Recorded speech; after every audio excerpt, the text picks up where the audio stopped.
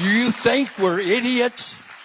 Do you think we don't pay taxes? Do you think that we don't have to make budgets? You talk about half-truths when I listen to you. You know nothing about taking care of children because you've always had a really good-paying job. You know nothing about what a working-class citizen does. What is up, everybody? Lucas here. I know this is an older clip, but I had to bring it back because what Fred Heckenbach did at this Missouri town hall is more relevant right now than the day it happened. Fred is a military veteran, a former California firefighter, a great-grandfather, and the owner of a century-old family farm he is about to lose because Missouri's legal system is too crooked to protect.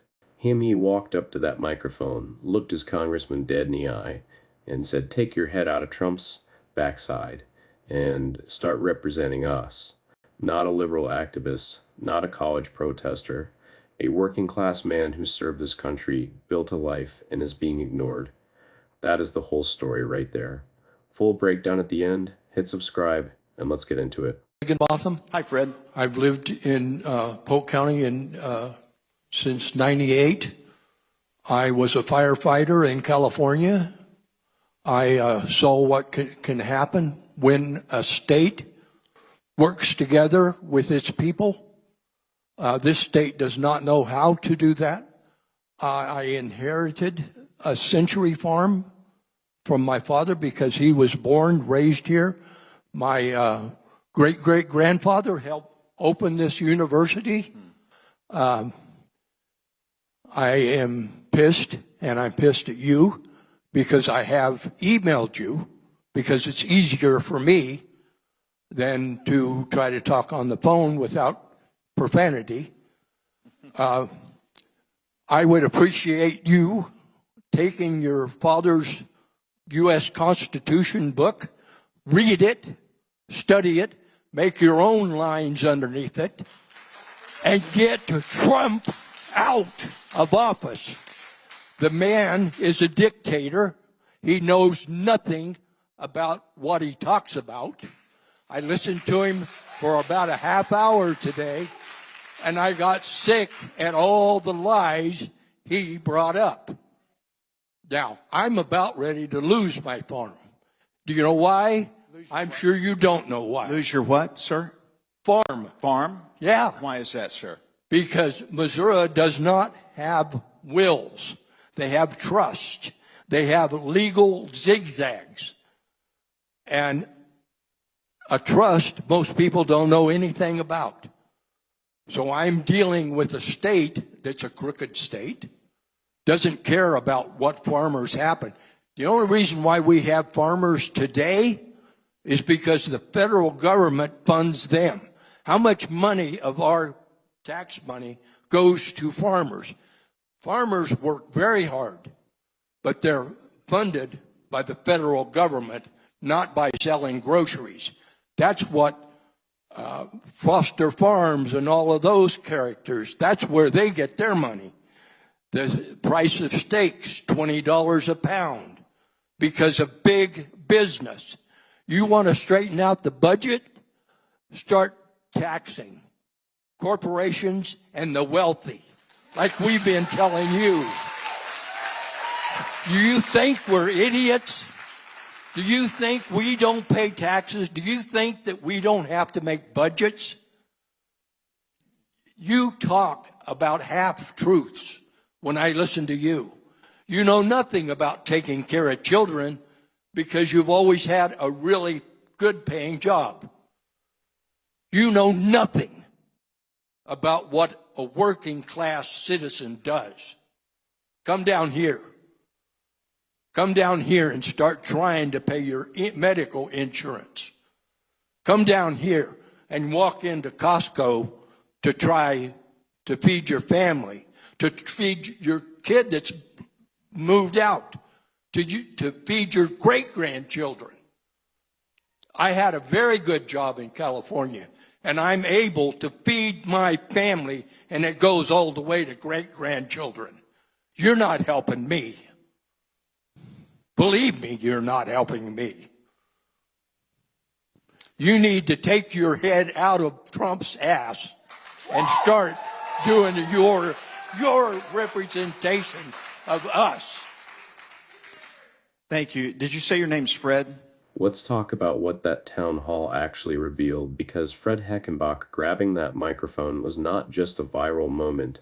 It was a working class man forcing a congressman to sit in the gap between what was promised and what is actually happening to real people right now.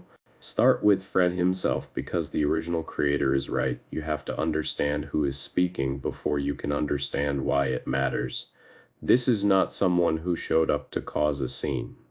This is a man who served 4 years in the military, worked as a firefighter in California, inherited a century-old family farm from a father whose great-grandfather helped build the university in that very community. His family did not pass through Missouri, they built it. And now he is about to lose that farm, not because he was reckless, not because he made bad decisions, but because Missouri's inheritance laws are a maze of trusts and legal zigzags that ordinary working people cannot afford to navigate. He emailed his congressman for help. His congressman did not respond to a single email.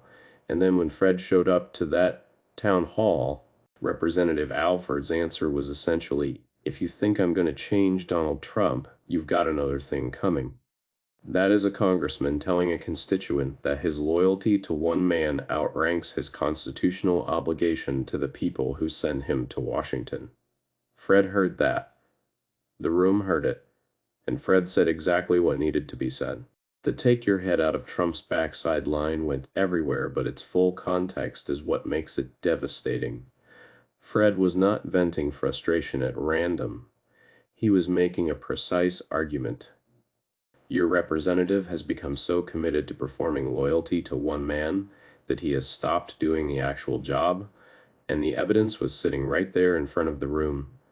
Alford met Trump 5 or 6 times, voted for him, supports him, and when asked to explain that support, his justification was essentially he is a totally different person in person. Think about what that means. The reason this congressman is subordinating his constitutional responsibilities to presidential loyalty is because he found the man charming in private. That is not principle. That is not policy. That is not a shared vision for the country. That is a congressman admitting he is personally loyal to someone's vibe. Fred called it correctly, even if he used less diplomatic language. But now the farm situation is where the cruel irony of Republican agricultural policy gets completely exposed. Fred correctly identified that American farming runs on federal subsidies. Not the free market, not grocery store prices, the federal government stepping in to make farming economically viable against input costs that would otherwise make it impossible to break even. And Alford agreed with him, called the subsidies imperative, defended crop insurance programs, praised their expansion in the big, beautiful bill. So here is the question nobody in that room answered.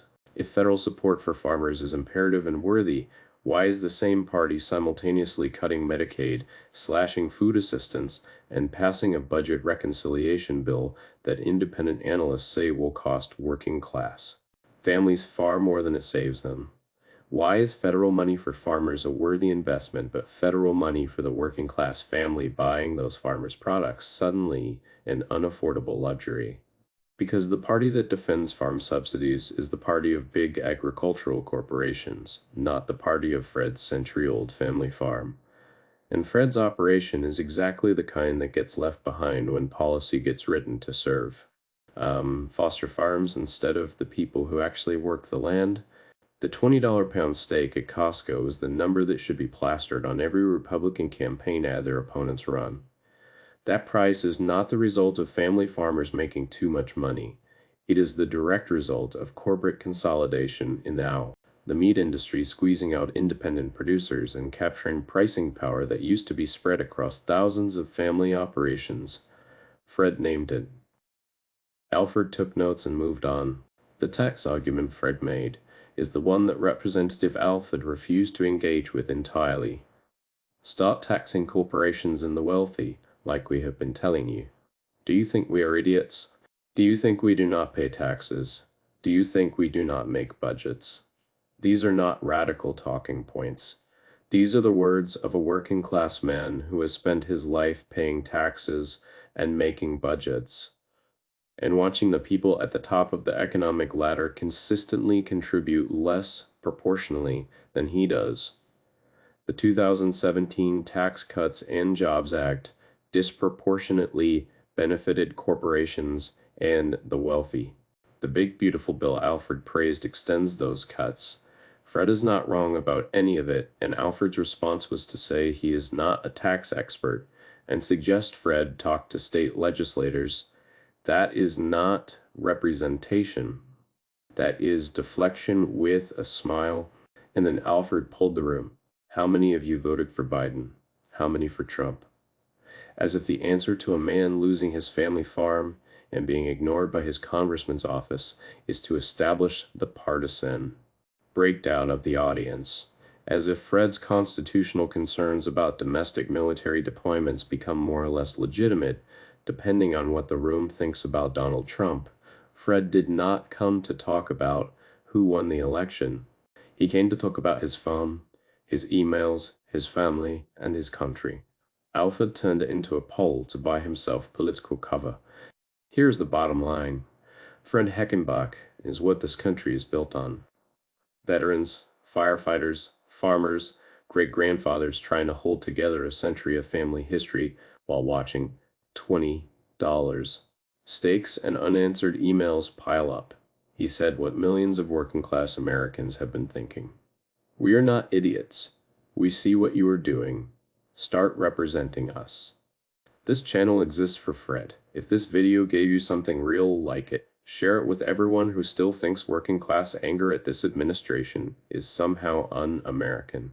Subscribe to Lucas Rant and come back. We are going to keep amplifying the voices powerful people would prefer never reached a microphone. See ya in the next one.